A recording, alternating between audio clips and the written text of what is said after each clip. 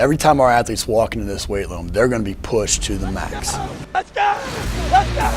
The barbell hasn't changed in over 100 years. I can take a 25-pound plate and we'll go out on the turf and I'll have you hating life. We talk about straining your gut, pushing past that comfort level. I want a lot of energy. What better breeding ground is there for being a success in life than the weight room?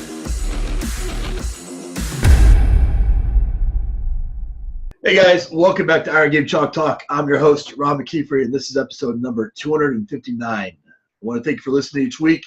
Really appreciate those of you that like, share, comment. Just helps us continue to highlight the great people that we have in our profession. Also want to thank our sponsors, and specifically VersaPulley, for bringing this episode to you for free. I only partner with companies that I believe in, both their product and their people, and Kirsten and the gang over at VersaPulley are incredible people and have a great product as well. And so if you're in the market, please reach out to them. If not, please let them know how much you appreciate them being a part of the podcast. This week I'm joined by a friend of mine, Rob Pacey. He's creator of the Pacey Performance Podcast, which I think we started podcast about the same time, maybe a little bit after. A former professional soccer player, has a facility, has a performance business as well, but done a handful of things. But man, it's been a long time coming getting you on the show. It has, hasn't it? It's been far too long. And it's episode 259. Jeez, it's quite a few. I'm way behind. Well, this is right now. Like I made the announcement a few months back, but this is the last year of Iron Game Chalk Talk. We're gonna take a little break. We may pick it back up. But we're going to take a little break after this year and just want to – I've got some other things going on, and I just – honestly, it's the bandwidth. I just don't have the bandwidth for it right now. Yeah, I understand. But, it's definitely been a huge part of what we've done. But now I want to talk about you, though. Let's get into your journey a little bit. Let's talk a little bit about you, that journey from being a professional soccer player. I mean, there was a reason – that you got into strength and conditioning and performance in training because of your experience as an athlete, as a soccer player. What was it about? Was it something good? Was it something bad that got you from athlete to coach?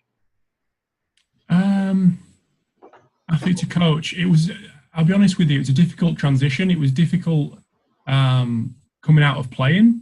That was a tough pill to swallow, the getting released from the club that I was at when I was 19. So it was a struggle getting there, going for trials and things like that with lower league football clubs over here, and then finally getting in, spending 2 years as a youth team player, and then a year as a pro. And that was, when you get the kind of the finger into the manager's office to get him to tell, so he can tell you that you kind of not want it anymore. That's a tough pill to swallow, but it was something that I always wanted to. If I couldn't make it as a player, I always wanted to be in and around professional sport in whatever capacity it was.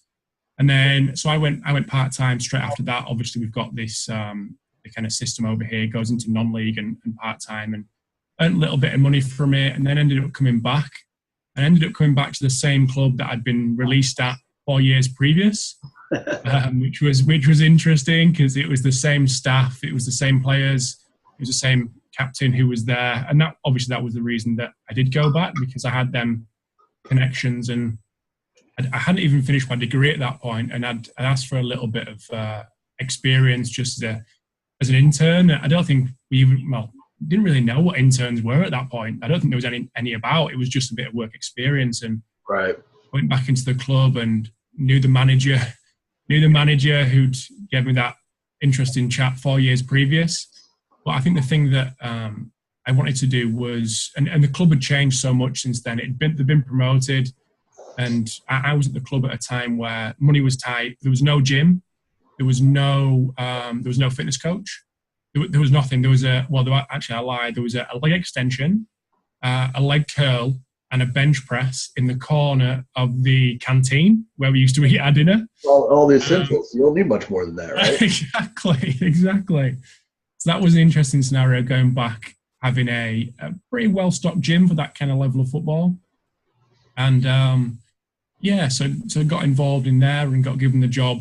And I think the interesting thing for me, looking back, was they didn't particularly care what experience I had. Well, I had none. I had no experience at all. I didn't have even a degree at that point, but it was an academy job, and it was the words that they used was, as long as you're not going to rock the boat, which we know you're not, you're in.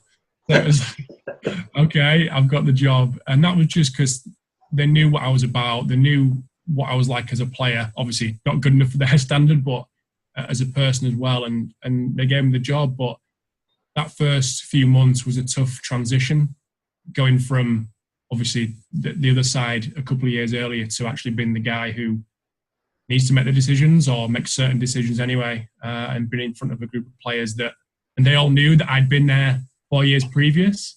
And they also knew that I kind of still wanted to be one of them as well. Sure. So yeah, it was a tough one, but it was a good one as well.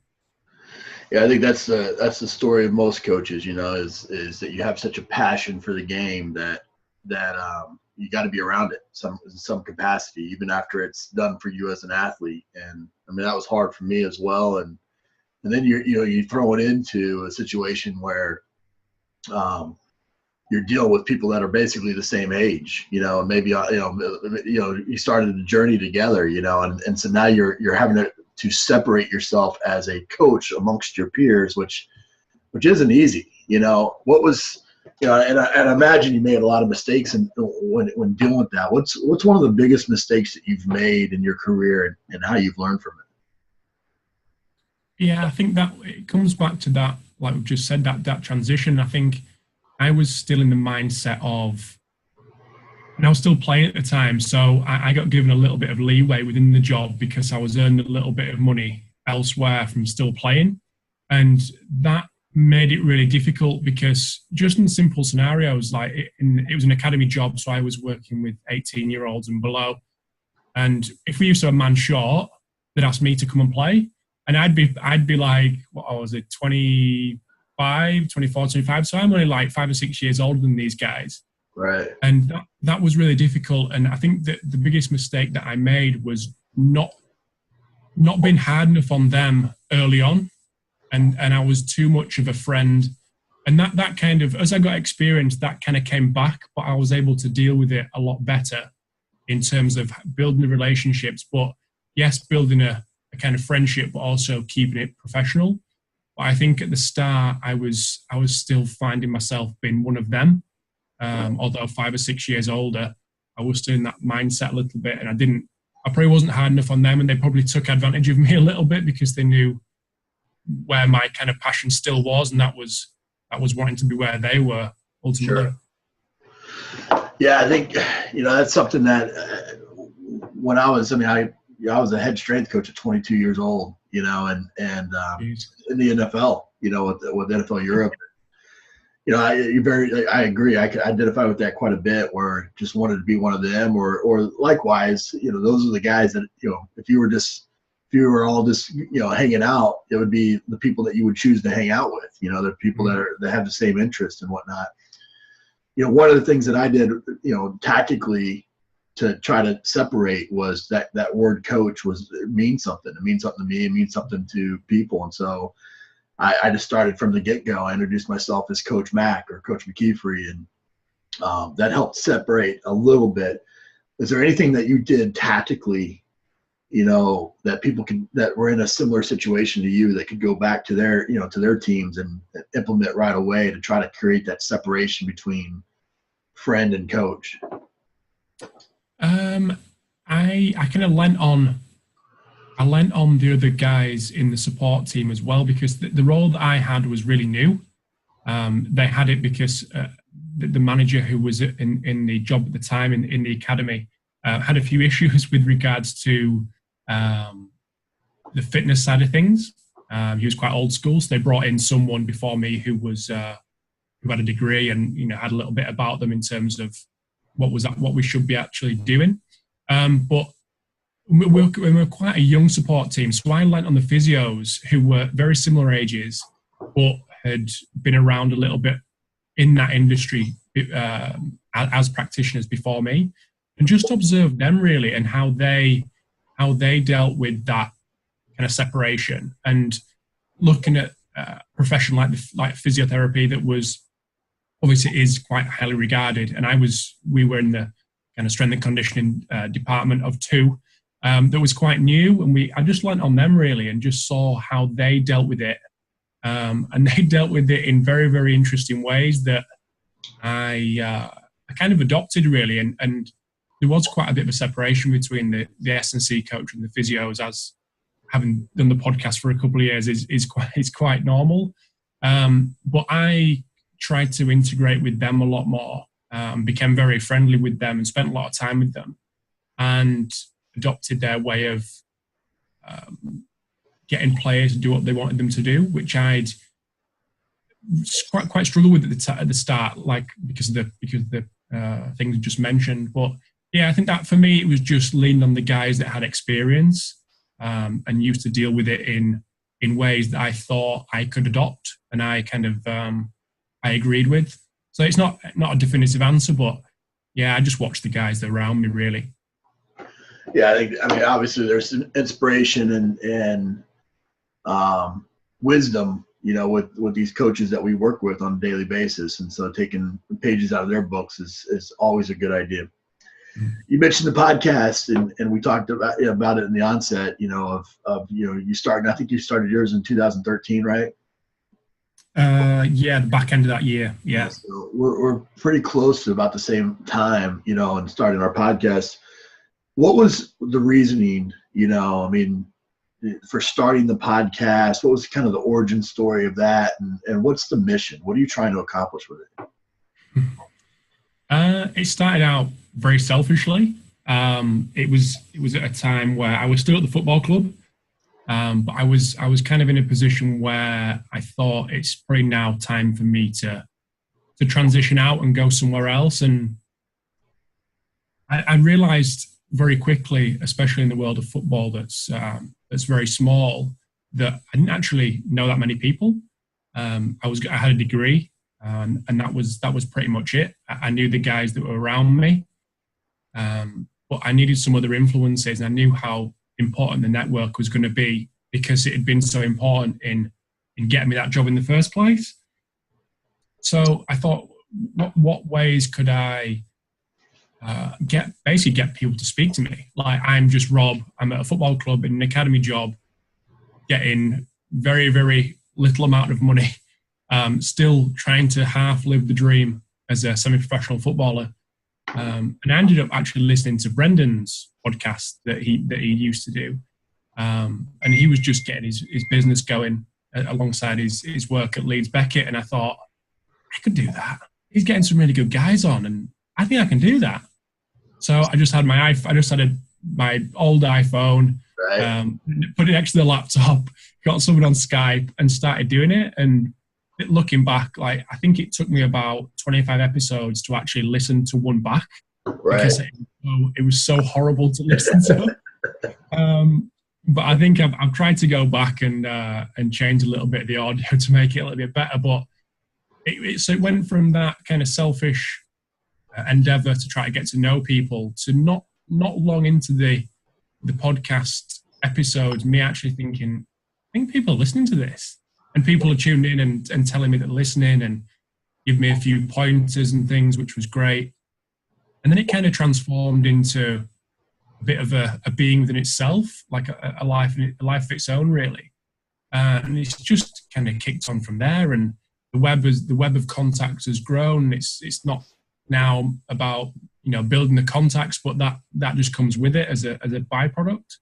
But I think the mission is, for me personally, and I was speaking to an ex-colleague today, and they were saying, like, I don't spend much time actually out on the field anymore coaching, and he said, do you not find it frustrating that you're speaking to these people and you can't put it into practice as much as you used to be able to? And I think now the art form for me is actually being a better host.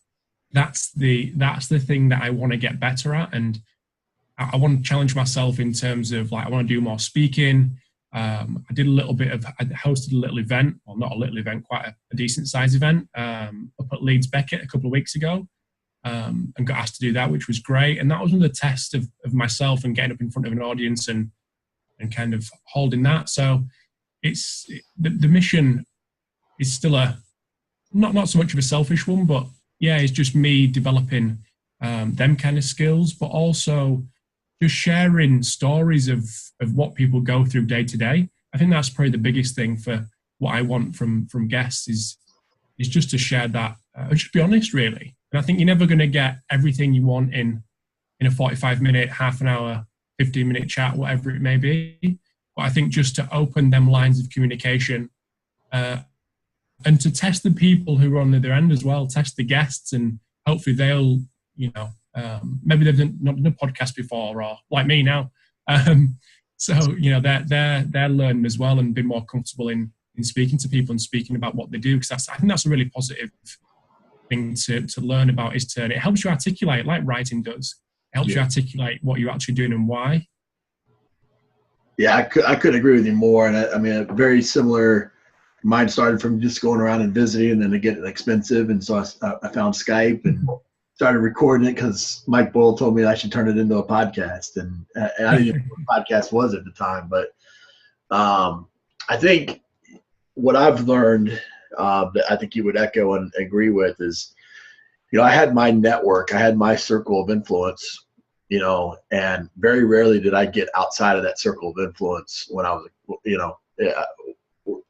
when I was just coaching. I wasn't doing the podcast.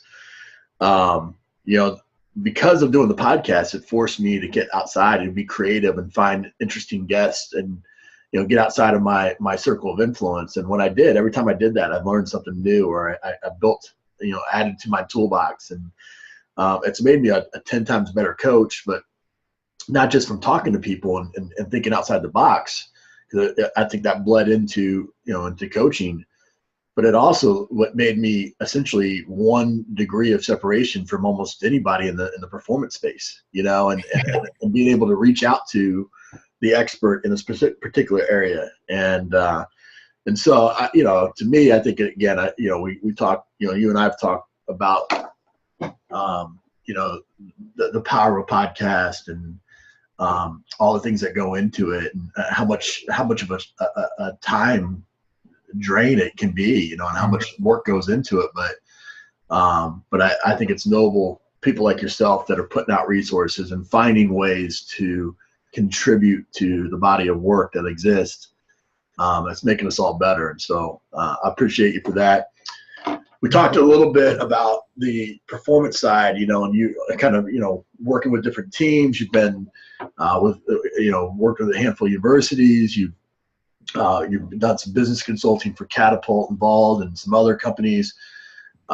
This whole commercial side of the industry, it's branding and entrepreneurship. It's almost like these bad words in our field.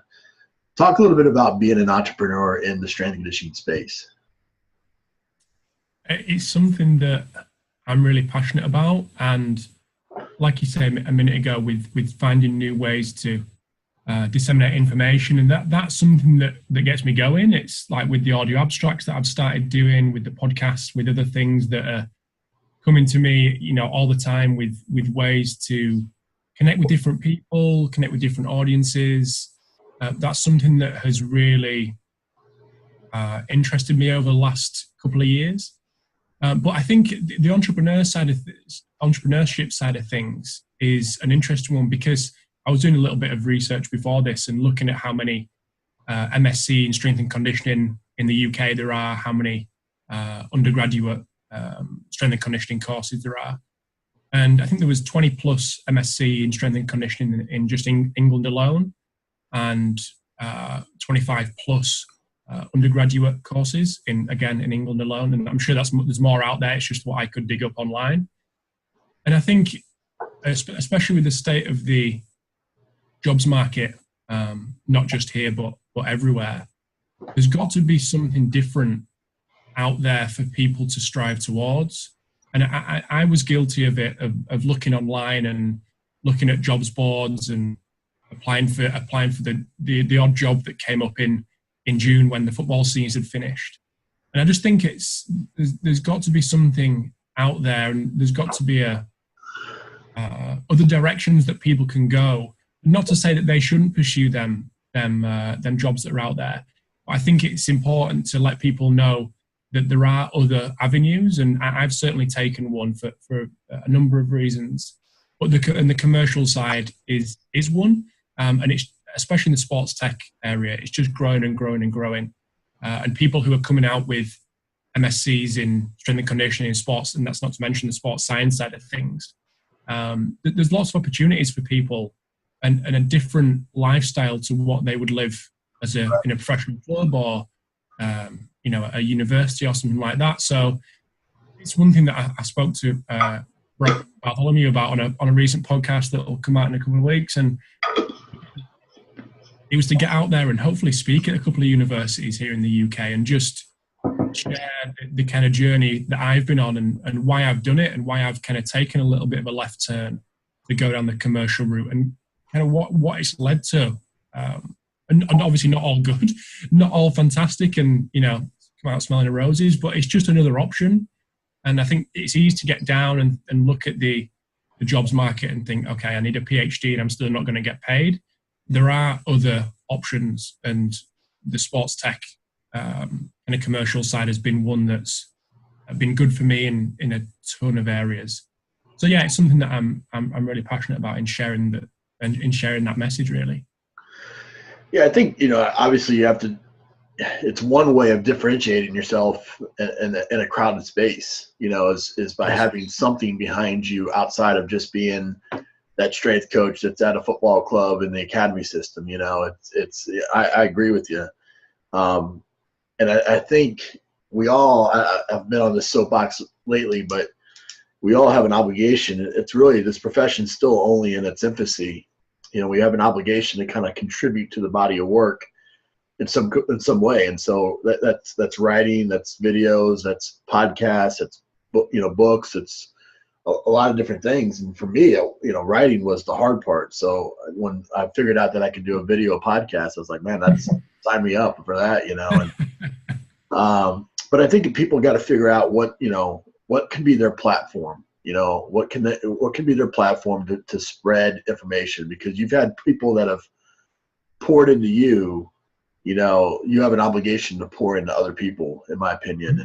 And so, when we talk branding, and there's a certain level of, you don't want to brand and self-promote like a douchebag. You want to make sure that you're doing it from a position of giving, so for me, and I think for you, it's, our platform's education. We want to try to educate other coaches. We want to try to help other coaches. And if we could make a little bit of money on the side doing that, so be it, but it's not without its investment of time or energy or learning how to, I spent $1,000 on a course to learn how to podcast, there's a certain amount of, tech like you got, right. You got a microphone, a nice microphone, a boom system, all that.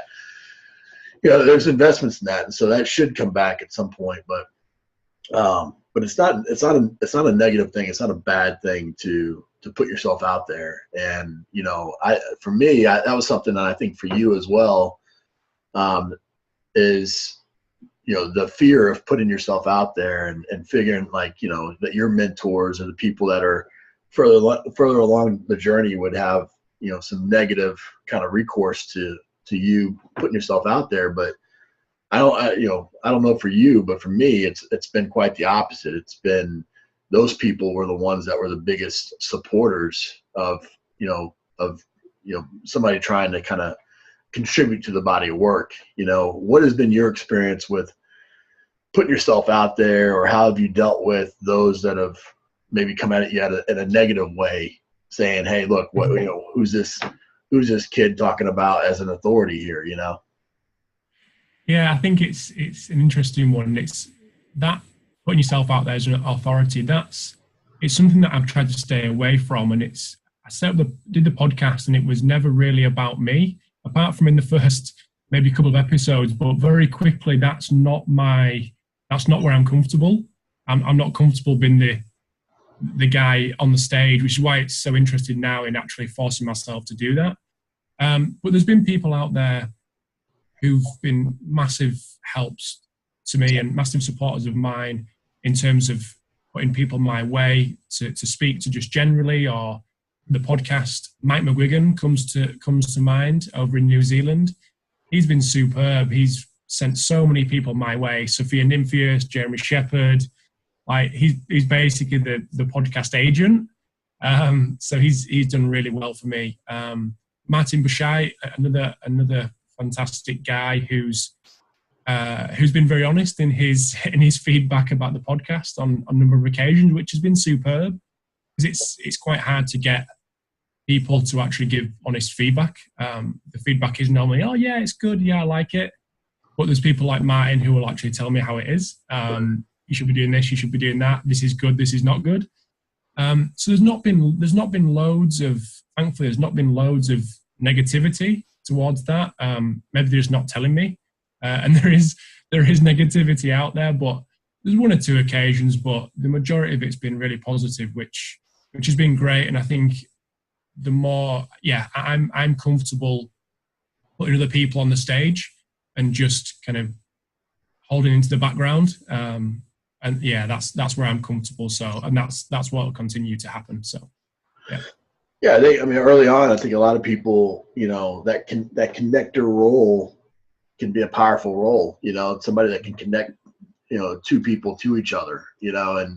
And by doing that, you're elevating yourself in the same time, and eventually, like you're finding is, you're able to kind of go beyond that to become the person that could be the keynote speaker, or put on the event, or be the person that's being interviewed, or whatever. And I think some people always it's either the two extremes. They're completely scared to get into doing anything from fear of ridicule, or they want it too fast. They want to be Brett Bartholomew tomorrow, or Rob Pacey tomorrow.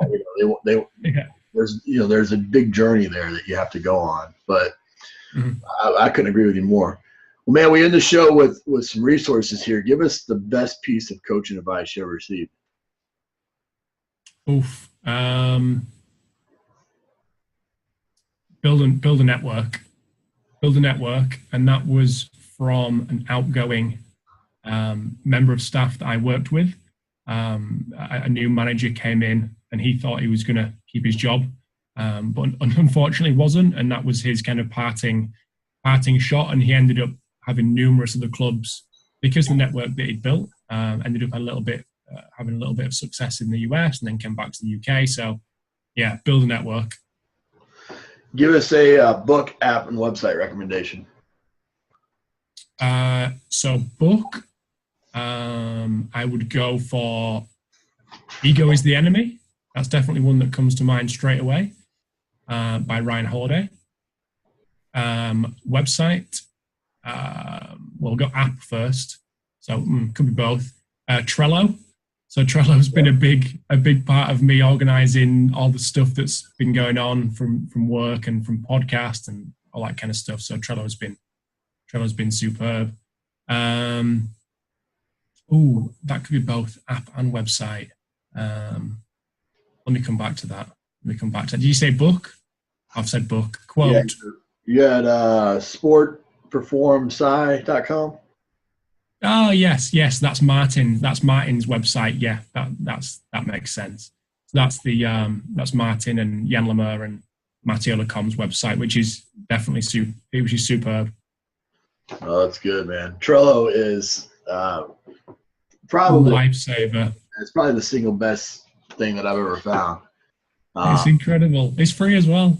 Yeah, no, it's free, and I created a video. Those of you guys are listening, if you're not familiar with it, I use it with the Getting Things Done system by David Allen. And if you go to YouTube and search my name and Trello, you should see a video of how I use it. But I'm sure I'd love to see how you use it as well, Rob. But I mean, it's a powerful tool, and if you use that system, it's probably the single best thing that I've done in terms of my productivity in my career. But well, man, like I said at the beginning, I really appreciate those that put themselves out there that take the time to create resources for other coaches and aren't afraid to share information, and instead of hoarding it like some people do, and I think that, that speaks volumes to your character and what you've been able to build. And it's been fun to kind of watch your journey from afar as well and build a friendship over the years, man. So appreciate you coming on the show finally. No, thanks a lot, mate. And I mentioned Brendan as an inspiration for starting the podcast, but Iron Game Chalk Talk was definitely up there as inspiration as well. While I was walking to work and listening to you and Duncan French talk on episode 60 something, and remember that. Yeah. Oh, that's awesome. Thanks, man. I appreciate it. Cheers, Ron. That's it for this episode of Iron Game Chalk Talk. Thanks to this week's guest as well as our sponsors for bringing this episode to you for free. Make sure to check out ronmckeefery.com where you can join our mailing list, find the show notes, including all the links and resources mentioned, and information about Coach McKeefery's other products. While you are there, please join Coach McKeefery in the comments section thanking our guest for sharing. If you haven't subscribed to Iron Game Chalk Talk on YouTube or iTunes yet, make sure to do so. Comments, ratings, and reviews are always welcome. Coach McKeefery can be found on Twitter at @RMcKeefery, on Facebook and YouTube at /Ron.McKeefery. That's it for this week. Be sure to check back next week for another great episode of Iron Game Chalk Talk.